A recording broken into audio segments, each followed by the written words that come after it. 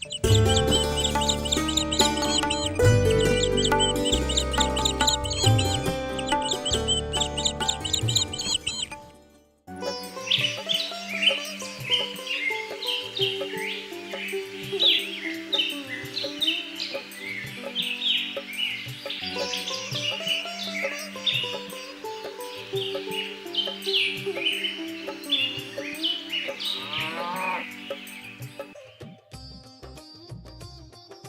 बार की बात है, लक्ष्मण की नई नई शादी हुई थी। पत्नी का नाम था रानी। रानी बहुत खूबसूरत थी। लक्ष्मण के पास खुद की कोई खेती नहीं थी। वो उस गांव के जमींदार बलवंत राय के यहाँ काम पर जाया करता था। एक दिन लक्ष्मण के लिए खाना लेकर रानी खेत जाती है। अरे रानी, तुम क्यों आ गई? मैं आपका कब से इंतजार कर रही थी। आप घर आए ही नहीं, इसलिए मैंने सोचा कि मैं ही खाना लेकर आपके पास चले आती हूँ। वैसे भी घर बैठे बैठे मैं भी तंग आ चुकी हूँ। मुझे घूमना फिरना बहुत पसंद है। इसी बहाने मैंने सोचा मैं भी बाहर टहल लूंगी। दोनों बात कर ही रहे होते हैं, तभी बलवंत राय की नजर रानी पर पड़ती है। वह उस देखता ही रह जाता है। मन ही मन सोचता है, इस लक्ष्मण की पत्नी तो बहुत ही खूबसूरत है। अच्छा, तो इसलिए लक्ष्मण ने इतने दिनों तक अपनी पत्नी को घर में छुपा कर रखा था। कोई नहीं, आखिर आज यह मेरे सामने आ ही गई। इतनी खूबसूरत औरत तो हमारे पूरे गांव में नहीं है। वाकई में लक्ष्मण बहुत अच्छी किस्मत लेकर आया है। लेकिन ऐसे देखा जाए तो इस लक्ष्मण के नसीब में ये नहीं होनी चाहिए। ये तो मेरे जैसे के नसीब में होनी चाहिए, क्योंकि इस लक्ष्मण की औकात नहीं है कि इतनी सुंदर पत्नी इसको मिल सके। इसकी जगह लक्ष्मण के घर नहीं, मेरे घर में है। कुछ ना कुछ जुगाड़ करना होगा। अरे लक्ष्मण, जरा यहां तो आना। जी मालिक, आपने बुलाया? अच्छा, तो ये तुम्हारी पत्नी है? तुमने तुम्हारी पत्नी से मिलवाया नहीं?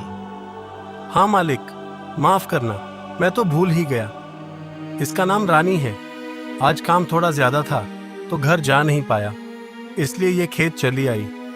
अच्छा, वैसे इसे थोड़ा घुमा फिरा दिया करो। घर बैठे बैठे बेचारी तंग आ चुकी होगी। इसे थोड़ा बाहर का माहौल भी तो देखने दो। सबसे घुल मिलकर रहेगी तो अच्छा रहेगा। इसे हमारे बारे में तो पता है ना। नहीं मालिक, यह आपको पहली बार देख रही है। रानी, यह हमारे मालिक है। यह सारा खेत इनका है। हमारे गांव के सबसे रईस आदमी है। हमारा घर इनके भरोसे ही चलता है। जी नमस्ते, आपसे मिलकर अच्छा लगा। वैसे आपका बहुत बहुत शुक्रिया। अगर आप ना होते तो पता नहीं घर का गुजारा कैसे हो पाता। अरे नहीं रानी, इसमें धन्यवाद की कोई बात नहीं है। वैसे हम तो तुम्हारे अपने ही हैं, है ना लक्ष्मण? जी मालिक, आप ठीक कह रहे हैं। अच्छा रानी, तुम जाओ, मैं खाना खा लूंगा। रानी वहां से चली जाती है। बलवंत राय उसे देखता ही रह जाता है। थोड़े दिन बीत जाते हैं। बलवंत राय लक्ष्मण से कहता है, अरे लक्ष्मण, कल हमारा जन्मदिन है। उसके लिए हमने दावत रखी है। तुम अपनी पत्नी को लेकर जरूर आना। जी मालिक, जरूर। आपने बुलाया, ये तो मेरा सौभाग्य है। मैं जरूर आऊंगा। लक्ष्मण, तुम इतने सालों से मेरे यहाँ काम कर रहे हो। तुम मेरे अपनों की तरह हो। तुम्हें तो बुलाना बनता है। और हाँ, रानी को जरूर लेकर आना। इसी बहाने वह हमारा घर भी देख लेगी। जी मालिक, जरूर। दूसरे दिन लक्ष्मण रानी को लेकर बलवंत राय के घर जाता है। बलवंत राय का घर देखकर रानी दंग रह जाती है। इतना बड़ा घर! काश हमारे पास इतना बड़ा घर रहता। ये कितना आलीशान है। यहाँ रहने में कितना मजा आएगा। सचमुच इनके सेठ की तो बात ही अलग है। अरे आओ आओ लक्ष्मण, मैं तुम्हारा ही इंतजार कर रहा था। मुझे अभी पता चला। दरअसल खेत में पानी का पाइप टूट चुका है। सारा पानी नीचे बह रहा है। तुम्हें अभी के अभी वो काम करना है, वरना बहुत पानी बर्बाद हो जाएगा। जी मालिक, मैं अभी खेत जाता हूँ। रानी, तुम घर जाओ, मैं थोड़ी देर में आ जाऊंगा। अरे नहीं नहीं लक्ष्मण, रानी को क्यों घर भेज रहे हो? उसे यहाँ थोड़ी देर रहने दो। हमारा जन्मदिन है, हमने दावत रखी है। बिना खाना खाए मैं नहीं जाने दूंगा। तुम खेत का काम देखकर आ जाओ, उसके बाद तुम भी खाना खाकर ही जाना। तब तक रानी को यही रहने दो और इसकी चिंता मत करो। हम हैं ना, हम तो तुम्हारे अपने ही हैं। तुम निश्चिंत होकर जाओ। अगर तुम्हें देरी भी हो गई तो मैं रानी को घर भिजवा दूंगा। जी ठीक है मालिक, मैं अभी खेत जाकर आता हूँ। बलवंत राय बहाने से लक्ष्मण को वहां से भेज देता है और रानी से कहता है, और बताओ रानी, तुम्हें हमारा घर कैसा लगा? बहुत ही अच्छा है सेठ जी। इतना बड़ा घर तो मैंने कभी नहीं देखा। सचमुच सब कुछ बहुत बढ़िया है। वैसे रानी, बुरा मत मानना, लेकिन तुम ये कैसी साधारण सी साड़ी पहनकर आई हो? अरे हमारा जन्मदिन है, इतनी बड़ी दावत है, कुछ अच्छा पहन के आती। माफ करना सेठ जी, लेकिन मेरे पास यही कपड़े थे। दरअसल मेरे पास इतनी अच्छी साड़ियां नहीं हैं। अरे मुझे कह देती तो मैं तुम्हारे लिए एक क्या 10 साड़ी भिजवा देता। मेरे पास पैसों की कोई कमी नहीं है। वैसे रानी, तुम पर यह साधारण सी साड़ी अच्छी नहीं दिखती। तुम बहुत खूबसूरत हो। तुम्हें तो कोई अच्छी सी जरी वाली साड़ी पहननी चाहिए जी, जो तुम्हारे लायक हो। क्या हमारा ऐसा नसीब कहाँ कि हमें इतनी महंगी साड़ियां पहनने को मिले। हम तो जैसे तैसे अपना घर चलाकर गुजारा करते हैं। वैसे रानी, तुमने इस लक्ष्मण में ऐसा क्या देखा जो इससे शादी कर ली? तुम्हें तो बहुत अच्छा लड़का मिल सकता था, क्योंकि तुम्हें कोई कमी नहीं है। तुम वाकई में बहुत अच्छी हो। जी आप सही कह रहे हैं, लेकिन यह मेरा नहीं, मेरे चाचा का फैसला था। दरअसल मेरे माँ बाप नहीं हैं। मैं बचपन से मेरे चाचा के यहाँ रह रही थी। उनके पास इतने पैसे नहीं थे कि वह किसी अच्छे और बड़े घर में मेरा रिश्ता तय कर सके। सच कहूँ तो मेरा भी यही सपना था कि मेरी शादी किसी बड़े से घर में हो, मेरे पास सब कुछ हो। लेकिन रानी, लक्ष्मण तुम्हें कभी कुछ नहीं दे पाएगा। तुम्हारी सारी जिंदगी गरीबी में ही बीत जाएगी। लेकिन अब कर भी क्या सकते हैं सेठ जी, शायद मेरा नसीब भी ऐसा है। बलवंत राय मन ही मन सोचता है, इसकी बातों से तो ये लग रहा है इसको फंसाना बाएं हाथ का खेल है। शायद यह भी यही चाहती है। वैसे रानी, नसीब बदल भी जा सकता है। जी सेठ जी, मैं कुछ समझी नहीं। कोई बात नहीं, धीरे धीरे सब समझ जाओगी। तुम एक काम करो, मेरे कमरे में जाओ। वहां मेरी पत्नी की बहुत अच्छी अच्छी साड़ियां हैं। तुम्हें जो भी साड़ी पसंद आए तुम उसे पहन लो, क्योंकि तुम्हारी यह साधारण सी साड़ी मुझे बिल्कुल अच्छी नहीं लग रही। लेकिन सेठ जी, मैं आपकी पत्नी की साड़ी कैसे पहन सकती हूँ? रानी, मेरी पत्नी इस दुनिया में नहीं है। उसे गुजरे हुए तो 5 साल हो गए। उसके कपड़े और गहने ऐसे ही पड़े हैं, जिन्हें कोई पहनने वाला नहीं। उसके जाने के बाद मैंने दूसरी शादी नहीं की, क्योंकि मुझे कोई लड़की पसंद ही नहीं आई जिससे मैं शादी कर सकूं। नहीं तो मैं जिस भी लड़की से शादी करता, वो लड़की इस घर में राज करती, बिल्कुल रानी की तरह जिंदगी जीती। महंगे महंगे कपड़े, साड़ियां, जेवर में उसके लिए सब कुछ करता। उसे बिल्कुल अपने पलकों पर बिठा कर रखता। अब सबका नसीब तुम्हारी तरह थोड़ी होता है। अब तुम्हारे नसीब में लक्ष्मण है, जो तुम्हें कुछ नहीं दे सकता। लेकिन जो मेरे नसीब में होती तो मैं उसे रानी की तरह रखता। खैर, अब ईश्वर की जैसी मर्जी। जब ईश्वर की मर्जी होगी तब कोई ना कोई जरूर मिल ही जाएगी। रानी के मन में लालच जाग जाता है और वह बलवंत राय के कमरे में जाती है और एक बहुत अच्छी साड़ी पहन लेती है। वाकई में यह साड़ी कितनी अच्छी है। सचमुच ये काफी पैसे वाले हैं। उनकी पत्नी जो कोई भी थी, कितनी नसीब वाली थी। और यहाँ कितने अच्छे अच्छे गहने हैं। काश सब कुछ मेरे पास होता। लेकिन मेरे नसीब में तो वह भिखारी लक्ष्मण ही लिखा था। जो मुझे कभी कुछ नहीं दे पाया। इन्होंने मुझे इतनी महंगी साड़ी पहनने के लिए दी, लेकिन मेरे खुद के पति ने कभी मुझे तोहफे में कुछ नहीं दिया। और यह कमरा भी कितना आलीशान है। वैसे इन सेठ जी की उम्र ज्यादा है, लेकिन अगर इतने पैसे वाला पति मिल जाए तो क्या बात होगी। थोड़ी ही देर बाद लक्ष्मण वहां आता है। रानी को इतनी महंगी साड़ी में देख लक्ष्मण बोलता है, रानी, ये साड़ी किसकी है? तुमने ये साड़ी कब बदली? जी, वो मेरे साड़ी पर खाना गिर गया था। वह काफी गंदी हो गई थी, इसलिए सेठ जी ने मुझे दूसरी साड़ी दी। रानी लक्ष्मण से झूठ बोलती है। बलवंत राय यह देख सोचता है, अरे वाह, यह रानी तो वाकई में मुझसे 2 कदम आगे निकली। मेरा काम तो बहुत आसान हो गया। सचमुच मानना पड़ेगा इस लड़की को। लगता है यह पूरी तरीके से मेरे जाल में फंस चुकी है।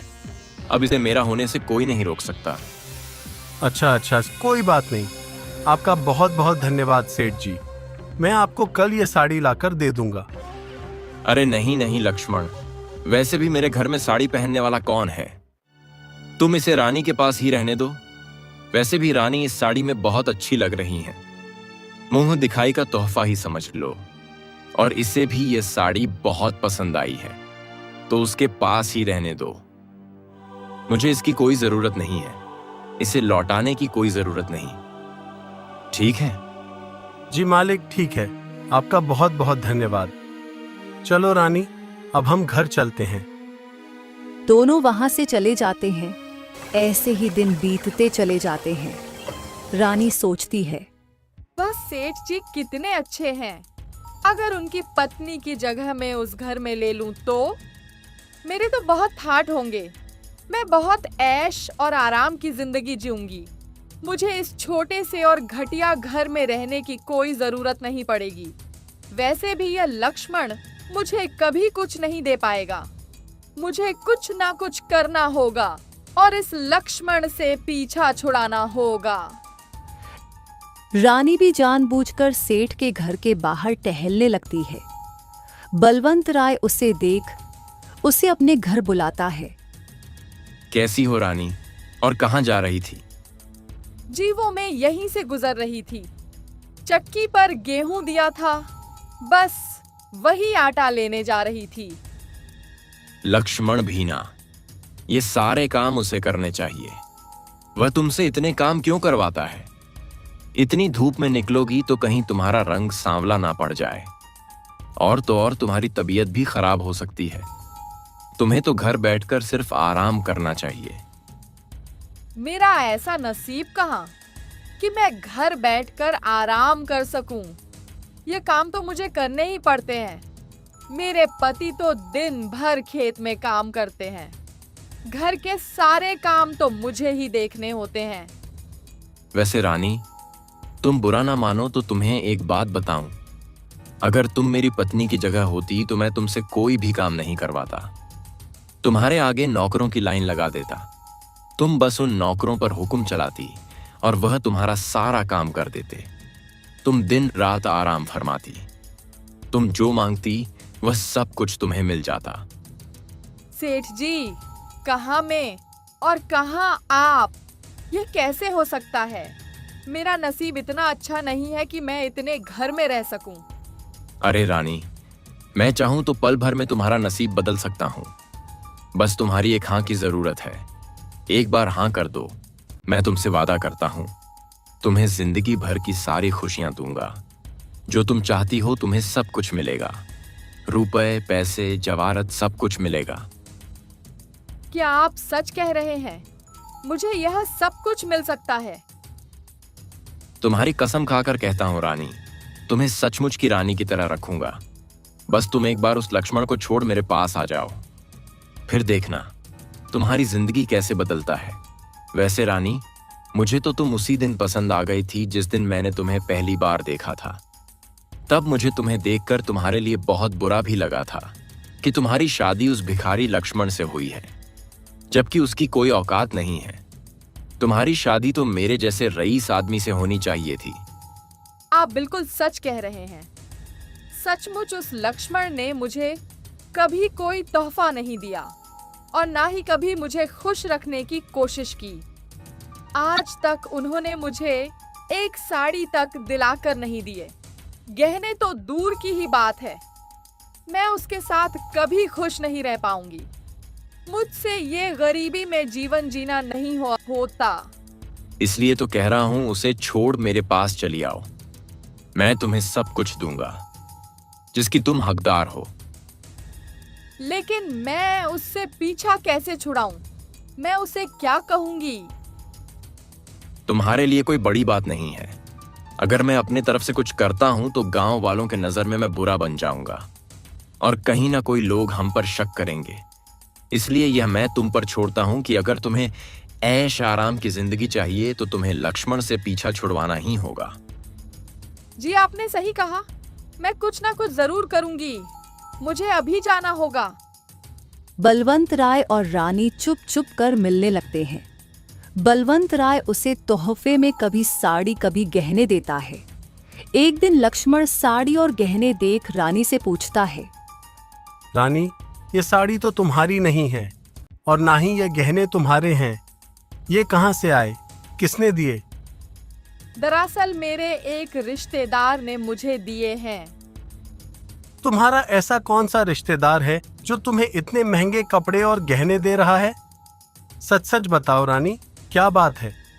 तुम किससे ये सब ले रही हो? तुम कोई गलत काम तो नहीं कर रही ना? तुम्हें क्या करना है? और वैसे भी मैंने इन सब के लिए तुमसे तो पैसे नहीं मांगे, और अगर मांगती भी तो तुम्हारे पास है ही क्या जो तुम मुझे दे पाते? 2 वक्त का खाना तो ठीक से झूठा नहीं पाते और बड़े आए गहने और साड़ी की बात करते हैं। तुम्हारी जानकारी के लिए बता दूं, यह सब मुझे सेठ जी ने दिया है, पर मुझे नहीं लगता इसमें कोई गलत बात है, क्योंकि तुम मेरे लिए कभी कुछ नहीं कर सकते, लेकिन वह सेठ जी मेरे लिए बहुत कुछ कर सकते हैं। वह तुमसे काफी अच्छे और पैसे वाले हैं। तुम अपनी औकात देखो और उनकी औकात देखो। मेरा तो बचपन से सपना था किसी बड़े घर में मेरी शादी हो, लेकिन पता नहीं मेरे चाचा ने तो मैश क्या देखा जो तुम्हारे पल्ले बांध दिया। मैं तो तुमसे शादी करके पछता रही हूँ। मुझे तुमसे पीछा छुड़ाना है। सुन लो, मैं तुमसे तलाक चाहती हूँ और तुमसे छुटकारा चाहती हूँ ताकि मैं अपनी मन मर्जी कर सकूं। मैं इस बंधन में और नहीं रहना चाहती। तुम जैसी जिंदगी मुझे दे रहे हो, मुझे वह जिंदगी नहीं चाहिए। मुझे आजाद कर दो। लक्ष्मण सारी बातें समझ जाता है कि बलवंत राय और रानी उसे धोखा दे रहे हैं। उसे बहुत बड़ा धक्का लगता है। उसके पैरों तले मानो जमीन खिसक जाती है। तो मेरे पीठ पीछे ये सब चल रहा है और बात इतनी आगे पहुंच गई कि तुम मुझे तलाक देना चाहती हो? अपनी उम्र देखो रानी, और उस सेठ की उम्र देखो। तुम और वो सेठ, छी! मुझे तो सोचते हुए भी शर्म आती है। तुम दोनों के दिमाग में इतनी घटिया बात आई कैसे? मुझे सिर्फ पैसों से मतलब है, उम्र से नहीं। भले ही उनकी उम्र मुझे कहीं ज्यादा है, लेकिन उनके पास तुमसे कहीं ज्यादा धन दौलत, जो तुम मर भी जाओ ना तो भी नहीं दे सकते। मैंने एक बार कह दिया तो कह दिया। मैंने फैसला कर लिया है। मुझे तुम्हारे साथ नहीं रहना। तुम चाहे कुछ भी कर लो, मैं तुम्हारे साथ नहीं रहूंगी। घर को छोड़कर चले जाओ, वरना मैं ही तुम्हारे घर को छोड़कर उनके पास चली जाती हूँ। लक्ष्मण का दिल पूरी तरह से टूट जाता है। रानी उसकी एक नहीं सुनती।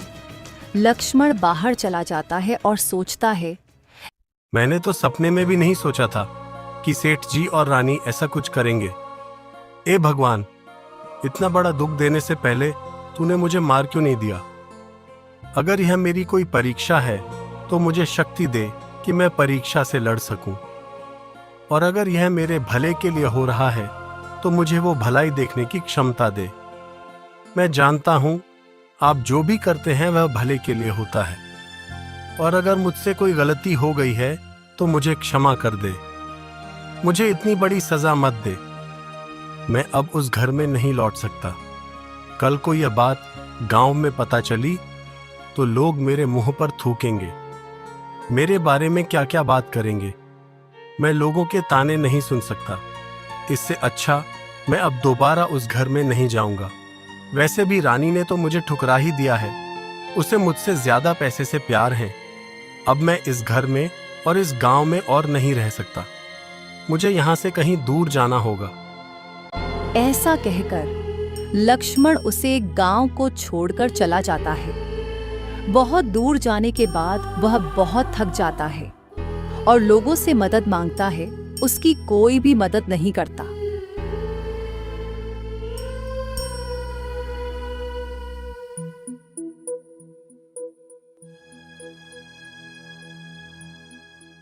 लक्ष्मण एक जगह जाकर बैठ जाता है। वह देखता है कि वहां एक गाय होती है जिसके पैर में चोट लगी होती है। हे भगवान, इसे तो चोट लगी है, शायद इसीलिए चल नहीं पा रही। एक काम करता हूँ, इसकी चोट पर पट्टी बांध देता हूँ। लक्ष्मण उस गाय के पैर पर पट्टी बांध देता है। तुम यहीं रुको, मैं कहीं पानी मिले तो देखता हूँ। लक्ष्मण उस गांव में कुएं की तलाश करता है और फिर लक्ष्मण को एक कुआं मिल जाता है और वह पानी लाकर उसे पानी पिलाता है और खुद भी पेट भरकर पानी पीता है। अब अच्छा लग रहा है, थोड़ा सुकून महसूस हो रहा है। एक काम करता हूँ, थोड़ी देर तुम्हारे पास ही बैठ जाता हूँ। तुम्हारा मालिक आता ही होगा, वह भी तुम्हारे लिए बहुत परेशान हो रहा होगा। तुम बस थोड़ी देर इंतजार कर लो। तभी वहां पर दो आदमी आते हैं और लक्ष्मण से कहते हैं, यह देखो, गाय तो यहाँ है। कौन है तू? तुम्हारी हिम्मत कैसे हुई हमारे सेठ जी की गाय चुराने की? तुम्हें सेठ जी जिंदा नहीं छोड़ेंगे। चलो हमारे साथ। तुम लोग क्या कह रहे हो? मैंने कोई गाय नहीं चुराई। इसे तो चोट लगी थी, मैं तो बस इसे पानी पिला रहा था और इसके मालिक का इंतजार कर रहा था। मेरी कोई गलती नहीं है, मैंने कुछ नहीं किया। वह तो हमारे सेठ जी ही तय करेंगे।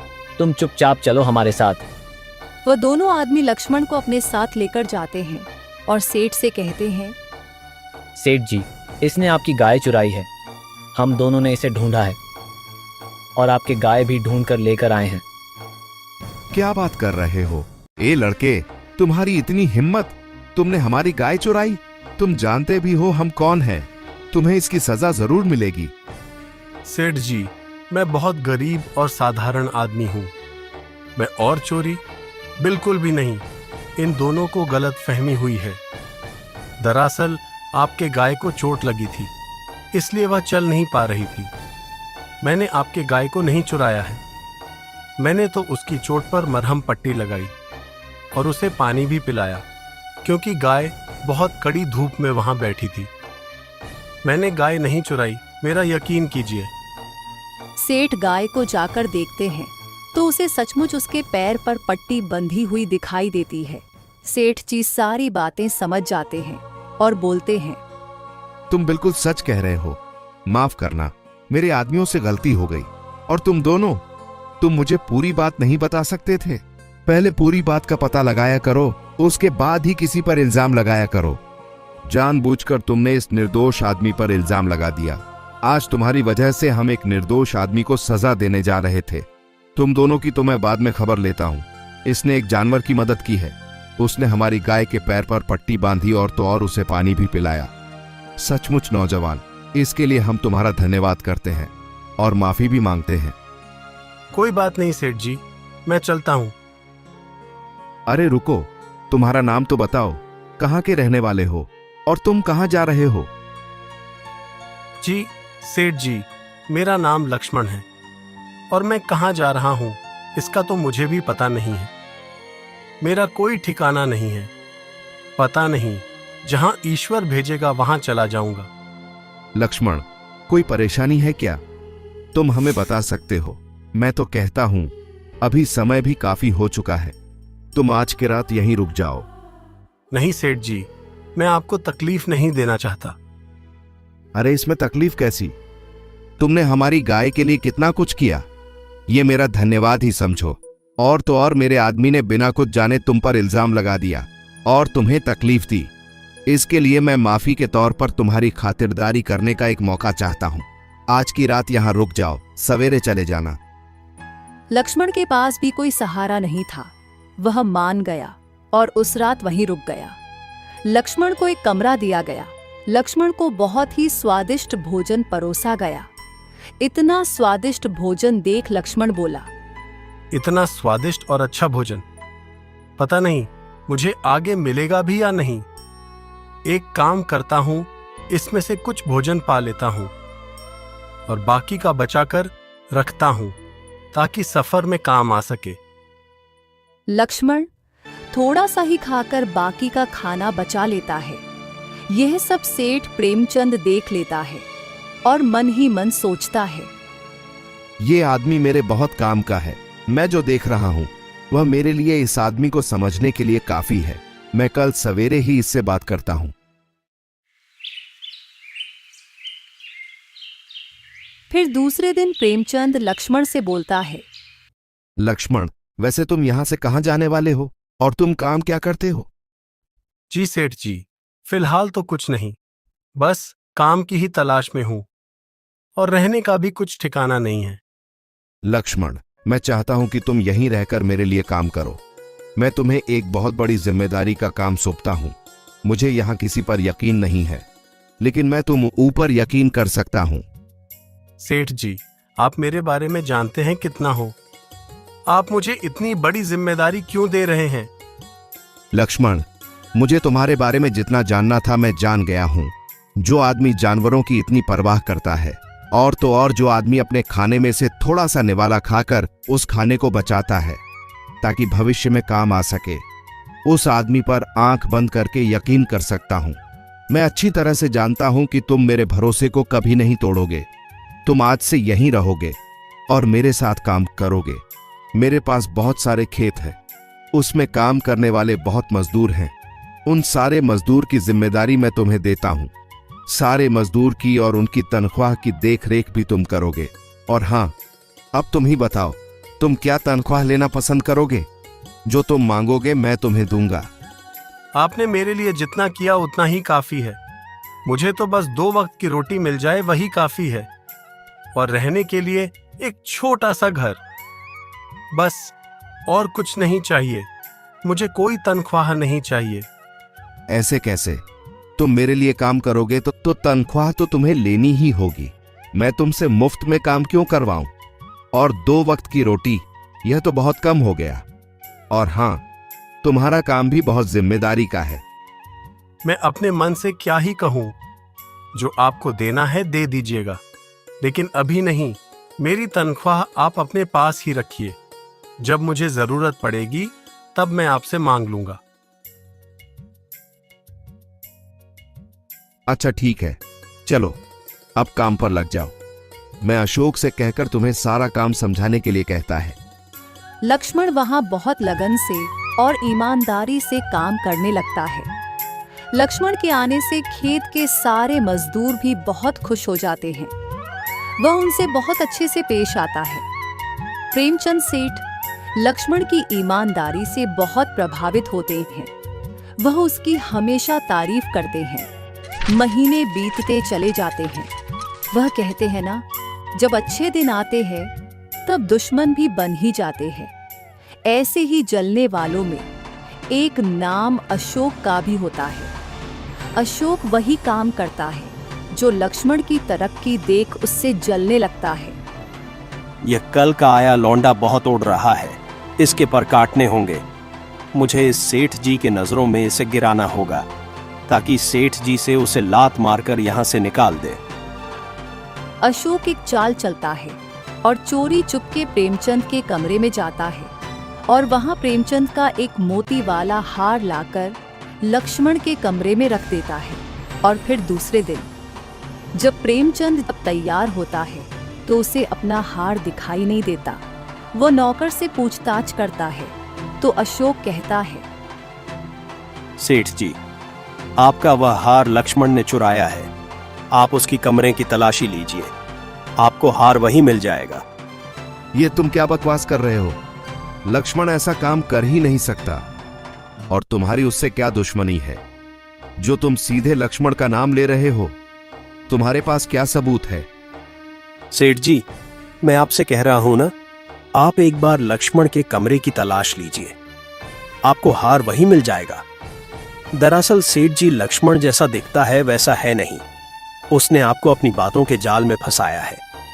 उसने जानबूझकर यह दिखाया कि वह बहुत गरीब और ईमानदार है, जबकि सेठ जी वो एक धोखेबाज है, लोगों को लूटने का काम करता है और वह यहां यही करने आया है। आप उसके जाल में आ गए और उसे यहां रख लिया। देख लेना सेठ जी, एक दिन वह आपको बर्बाद करके छोड़ेगा।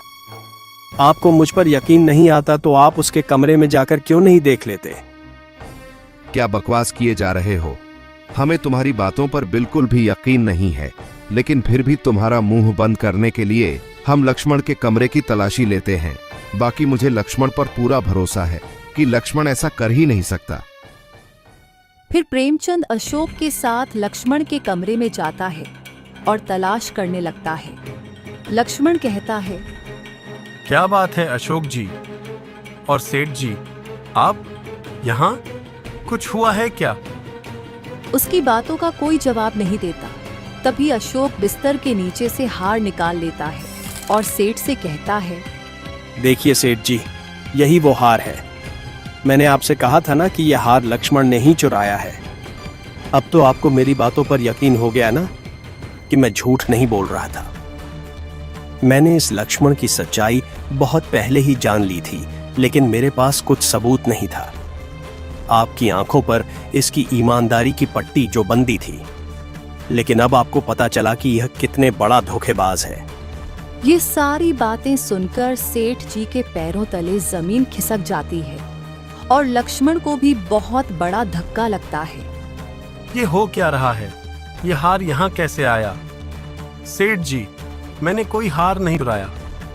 मैं तो खुद हैरान हूँ कि मेरे कमरे में कैसे आया। झूठ मत बोल साले, पकड़ा गया तो नाटक कर रहा है। ये हार तूने ही चुराया है। मैं तो तुझे बहुत पहले ही पहचान गया था कि तू यहाँ चोरी करने की इरादे से आया है। नहीं तो आप ही सोचिए सेठ जी, बिना तनख्वाह के या आपके लिए काम कर रहा था और बदले में सिर्फ 2 वक्त की रोटी मांग रहा था। वह इसलिए ताकि आप इस पर यकीन कर सके और इसे आपके तिजोरी पर हाथ साफ करने का मौका मिले। आज उसने आपका हर चुराया है, कल को यह तो आपकी तिजोरी ही साफ कर जाता और आपको पता भी नहीं चलता। सेठ जी, इसे सजा जरूर मिलनी चाहिए। नहीं सेठ जी, यह सरासर झूठ है। मैंने ऐसा कुछ नहीं किया है। आपको तो मुझ पर यकीन है ना? आप कुछ बोलते क्यों नहीं? आप चुप क्यों हो? मुझ पर यकीन कीजिए। सेठ जी, कुछ तो बोलिए, मैंने ये नहीं किया है। लक्ष्मण, कुछ बोलने के लिए बचा ही क्या है? लेकिन तुम्हें सजा देने के लिए मेरा मन नहीं मानता, इसलिए मैं तुम्हें कोई सजा नहीं दूंगा। बस तुम चुपचाप यहां से चले जाओ। दोबारा मुझे अपनी शक्ल मत दिखाना। यह बात सुनकर लक्ष्मण के दिल को बहुत ठेच पहुंचती है। उसका दिल टूट जाता है। और हाँ लक्ष्मण, आज तक तुमने मेरे लिए जितना भी काम किया है उसके पैसे भी लेकर जाओ। तुम्हारे महीने की सारी तनख्वाह मेरे पास जमा है, वह भी जाते जाते लेकर जाओ। नहीं सेठ जी, मुझे कुछ नहीं चाहिए। जब आपको मुझ पर यकीन ही नहीं तो मैं आपसे पैसे क्यों लूं? आपकी नजरों में तो मैं एक चोर हूं ना? चोरी करने के इरादे से यहाँ आया था, फिर आप मुझे तनख्वाह क्यों दे रहे हैं? मैं एक चोर हूं और चोर को कोई तनख्वाह नहीं दी जाती। मैं जा रहा हूं सेठ जी, मुझे कुछ नहीं चाहिए। प्रेमचंद को मन ही मन बहुत बुरा लगता है, लेकिन वह मजबूर होता है और लक्ष्मण को रोक नहीं पाता। लक्ष्मण वहां से चला जाता है। लक्ष्मण रास्ते में बैठकर सोचता है, हे भगवान, यह कैसी परीक्षा है। आपने एक बार नहीं 2 बार मेरे साथ ऐसा किया है। पहले तो मुझे मेरी पत्नी से बहुत बड़ा धोखा मिला, उसके बाद सेठ जी ने भी मुझे घर से निकाल दिया, वह भी ऐसे ही नहीं, मुझ पर चोरी का झूठा इल्जाम लगाकर। मैं जब भी उठने की कोशिश करता हूँ फिर से गिर जाता हूँ। आप कब तक मेरी ऐसे ही परीक्षा लेते रहोगे? बस कीजिए प्रभु, मैं टूट चुका हूँ, मुझसे और नहीं सहा जाता। जब भी किसी को अपना मानने लगता हूँ वही मुझे धोखा दे जाता है। बस कीजिए प्रभु। लक्ष्मण को परेशान दे एक बाबा वहां आते हैं और लक्ष्मण से कहते हैं, बहुत परेशान दिख रहे हो बेटा, क्या बात है? कुछ नहीं बाबा, बस किस्मत का मारा हूं, और कुछ नहीं। चाहे जितने भी बड़ी समस्या क्यों ना हो, याद रखना ईश्वर सदा सत्य का साथ देते हैं। भले ही सत्य कुछ देर के लिए छुपा रहे, लेकिन एक न एक दिन सामने आ ही जाता है। जो कुछ भी होता है वह हमारे भोले के लिए ही होता है।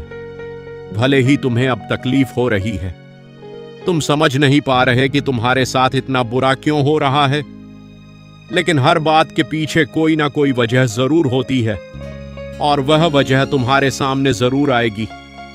फिक्र मत करो, यह समय जरूर गुजर जाएगा। और तुम्हारी हालत बहुत खराब लग रही है, लगता है तुमने काफी वक्त से कुछ खाया नहीं है। मेरे पास एक रोटी है, एक काम करो, उसे तुम खा लो, तुम्हें थोड़ा अच्छा महसूस होगा। जी धन्यवाद बाबा। ऐसा कहकर वह बाबा वहां से चला जाता है। लक्ष्मण गांव के ही बाहर एक पुराने से झोपड़ी में रहने लगता है। उसके घर के बाहर एक कुत्ता आता है जो बहुत दिन से भूखा होता है।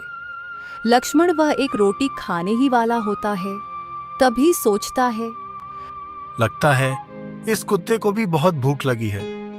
एक काम करता हूँ, आधी रोटी से दे देता हूँ, और आधी रोटी खाकर मैं पानी पी लूंगा। इस कुत्ते का कुछ तो पेट भर जाएगा। फिर लक्ष्मण आधी रोटी कुत्ते को डाल देता है। कुत्ता वह रोटी खा लेता है। थोड़ी ही देर बाद कुत्ता लक्ष्मण के कपड़े पकड़कर उसे खींचने लगता है, मानो उसे अपने साथ कहीं ले जाना चाहता हो। अरे छोड़ो, ये तुम क्या कर रहे हो? मेरे पास यही एक कपड़े हैं, फट जाएंगे, छोड़ो मुझे। कहाँ ले जा रहे हो? कुत्ता वही हरकत फिर से करने लगता है। लक्ष्मण सोच में पड़ जाता है। जरूर कोई बात है, हो सकता है इसका साथी कोई मुसीबत में हो या फिर कोई और बात हो। मुझे इसके साथ जाकर देखना चाहिए। अच्छा चलो चलो, मैं तुम्हारे साथ आता हूँ, तुम आगे चलो। लक्ष्मण उस कुत्ते के पीछे पीछे जाता है तो वो कुत्ता उसे एक जगह लेकर जाता है जहाँ एक गुफा होती है। लक्ष्मण उस गुफा के अंदर जाता है। उसके अंदर नीचे जाने का एक गुप्त रास्ता होता है। लक्ष्मण अंदर की ओर जाता है। लक्ष्मण बहुत घबराया हुआ होता है, फिर भी हिम्मत करके वह उस जगह तक पहुंचता है तो वहां का नजारा देख लक्ष्मण को अपनी आंखों पर यकीन नहीं होता। उसकी आंखें फटी की फटी रह जाती है। वह पूरी गुफा सोने के सिक्के और आभूषणों से भरी होती है। वहां सैकड़ों हीरे जवाहरात और बहुत बड़ा खजाना होता है। हे भगवान, यह मैं क्या देख रहा हूँ? कहीं यह सपना तो नहीं? इतना बड़ा सोने का खजाना, यह यहाँ आया कैसे? इस खजाने का मालिक कौन है? लक्ष्मण यहाँ वहाँ ढूंढने की कोशिश करता है तो उसे उस खजाने में ही एक पत्र मिलता है जिस पर लिखा होता है कि यह तुम्हारे नसीब में था। मैं इस राज्य का राजा युधिष्ठिर हूँ। मैं युद्ध के लिए जा रहा हूँ। मेरे लौटने की कोई उम्मीद नहीं है। जरूर तुम ईश्वर के चुने गए नेक बंदे हो। इस खजाने का इस्तेमाल तुम जरूरतमंद की मदद करने के लिए करना, या फिर तुम्हें जरूरत हो तो तुम रख लेना। याद रखना, अच्छे काम के लिए इस खजाने का इस्तेमाल करोगे तो यह और भी बरकत देगा। अगर बुरे काम के लिए इस्तेमाल करोगे तो यह तुम्हें बहुत बड़ी सजा देकर जाएगा। यह खत पढ़कर लक्ष्मण के पैर तले जमीन खिसक जाती है। इसका मतलब इस खजाने का मालिक मर चुका है। यह खजाना पूरा मेरा है। हे भगवान, मैं तो सोच भी नहीं सकता था कि तू मुझे इतना कुछ देगा। मैंने तो इसकी कभी उम्मीद भी नहीं की थी। तेरा बहुत बहुत धन्यवाद भगवान।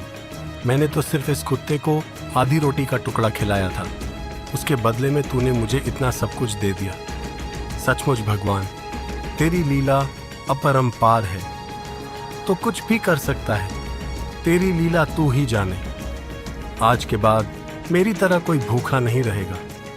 मैं हर जरूरतमंद की मदद करूंगा। मैं इस खजाने का इस्तेमाल अच्छे काम के लिए करूंगा। उस दिन के बाद लक्ष्मण सबसे पहले एक बहुत बड़ा और आलीशान मकान लेता है और उसमें रहने लगता है और मंदिर में सुबह शाम दोनों वक्त भंडारा करता है ताकि गरीब लोगों का पेट भर सके। और तो और आसपास के सभी गांव में ऐलान करवाता है कि जिस किसी को भी जरूरत हो वह लक्ष्मण के पास जाकर मदद मांग सकते हैं। लक्ष्मण बहुत लोगों की मदद करता है, किसी को अनाज देता है तो किसी की बेटी के शादी के लिए पैसे देता है। सारे लोगों के नजर में लक्ष्मण बहुत महान बन चुका है। इधर अशोक सेठ जी के कमरे से तिजोरी की चाबी चुराते हुए पकड़ा जाता है। जब प्रेमचंद को इस बात की भनक पड़ती है, वह अशोक से कहते हैं, अच्छा, तो तुम हो वो आस्तीन के सांप।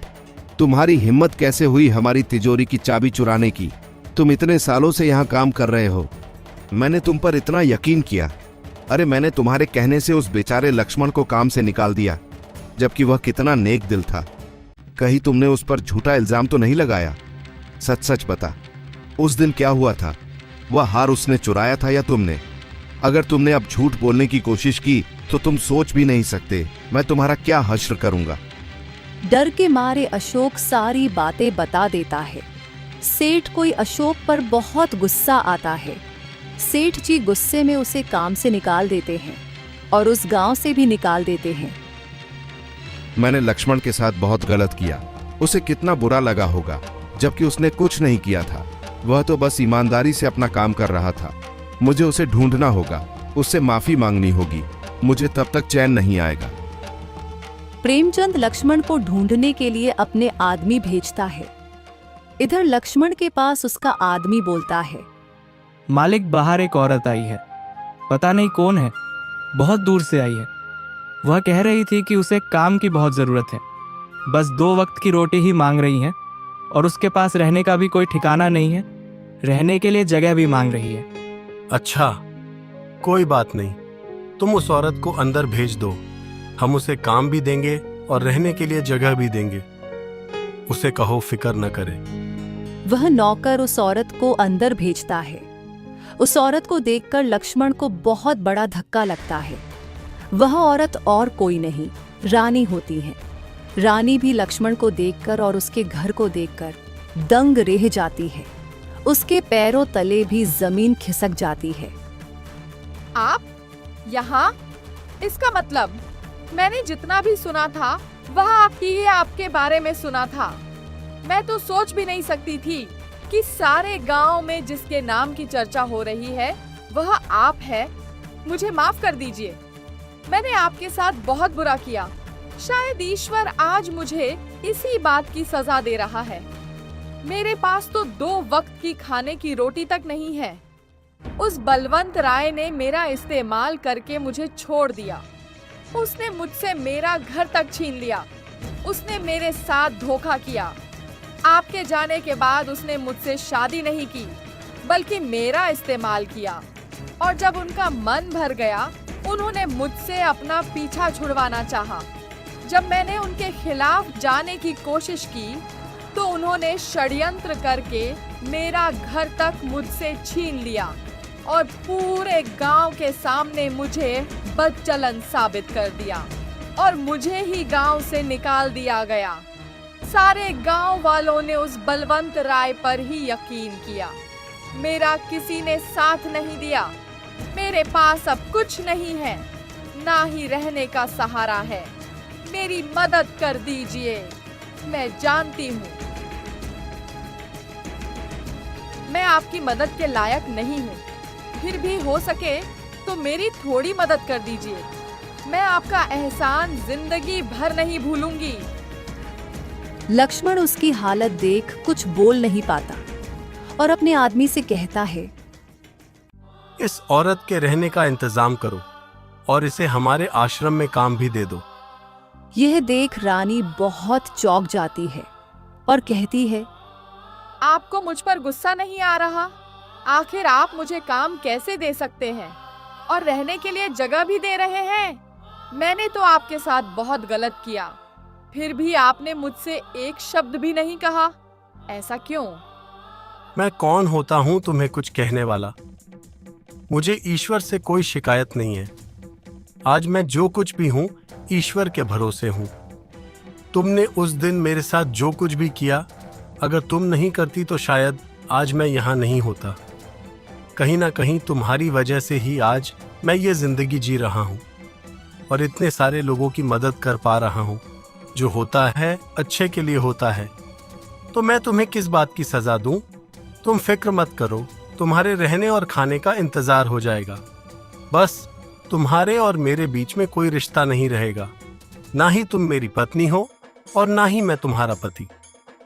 यह बात हमेशा याद रखना कि हमारा कोई रिश्ता नहीं है। तुम मेरे लिए आम लोगों की तरह हो और मैं कभी किसी को मदद के लिए मना नहीं करता। रानी को यह सारी बातें सुन अपने आप पर बहुत घृणा आती है। उसे अपने किए का बहुत पछतावा होता है। एक दिन लक्ष्मण को सेठ प्रेमचंद मिलते हैं। प्रेमचंद लक्ष्मण को देख बहुत खुश हो जाते हैं और उसके गले लग जाते हैं और लक्ष्मण से कहते हैं, लक्ष्मण, मुझे माफ कर दे। मैंने तुम्हारे साथ बहुत बुरा किया। मैंने उस दिन तुम्हारे ऊपर यकीन नहीं किया। तुमने निर्दोष थे, तुमने कुछ नहीं किया था। मुझसे गलती हो गई, मुझे माफ कर दे। अरे नहीं नहीं सेठ जी, आप माफी मत मांगे। अगर उस दिन आपने मुझे वहां से नहीं निकाला होता तो आज मैं यहां नहीं होता। आज देखे सेठ जी, हजारों लोगों का पेट भर रहा है, हजारों लोग काम कर रहे हैं, उनका घर अच्छे से चल रहा है, वह काफी खुश है। आज कोई भूख से नहीं मर रहा। सारे लोगों के पेट आराम से भर जाते हैं।